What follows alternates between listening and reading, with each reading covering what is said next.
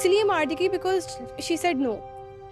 अब इसमें लोगों का मैंने देखा नज़रिया, अक्सर लोग तो ऐसे थे, वो ये चीज़ नहीं देख रहे कि एक 17 साल लड़की को उसके अपने घर में मारा गया, जो कि घर मेरे ख्याल से एक बंदे का सबसे सेफ प्लेस होता है। वो इस बात को हाईलाइट करें कि भाई टिकटॉकर थी तो ये तो होना ही था, वो ऐसी वीडियोस बनाती थी, उनका अंजाम तो ऐसे ही होता है। देखिए बात इस वक्त ये नहीं है, बात ये है कि एक लड़की ने कहा नो तो you should take it as a no. No means no. आपको एक रिजेक्शन को हैंडल करना आना चाहिए।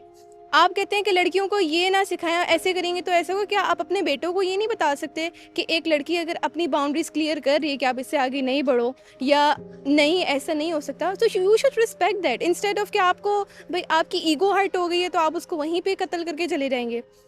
तो इंस्टेड ऑफ ब्लेमिंग अस, आप अपने बेटों को, अपने भाइयों को ये सिखाएं। अब वाला केस हुआ ये ज़्यादा है क्योंकि ये 17 ईयर्स जो है ना लड़की की सिर्फ एज थी, और उसका क्या कसूर था कि उसने सिर्फ मना किया था।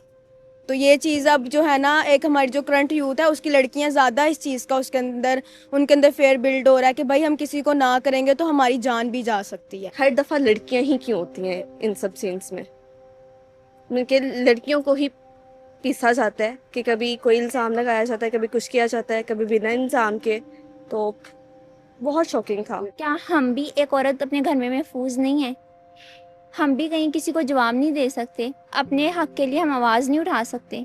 अगर हम आवाज़ उठाएंगे तो हमें भी मार दिया जाएगा। ऑब्वियसली इनसिक्योर फील करते हैं। अभी भी मेरे साथ मेरा भाई है, मुझे छोड़ने आए, ले जाने आता है। मेरा भाई, फैमिली साथ होती है, लोकल होता है, तो मैं मेट्रो ट्रेन से कभी कभी जाती हूँ तो मुझे दिन में ही जाना पड़ता है, रात में मगरिब के बाद नहीं निकलते हैं। या न जाना हो तो अपनी पेरेंट्स के साथ जाते हैं। अकेले हमारी कहाँ वुमेन सेफ़ हैं। अगर हम अपने बाज़ार मार्केट्स में भी जाएँ, हम पास 12 नहीं निकल सकते, हमारे साथ कोई फैमिली मेम्बर ना हो। इनसिक्योरिटी है ऑब्वियसली।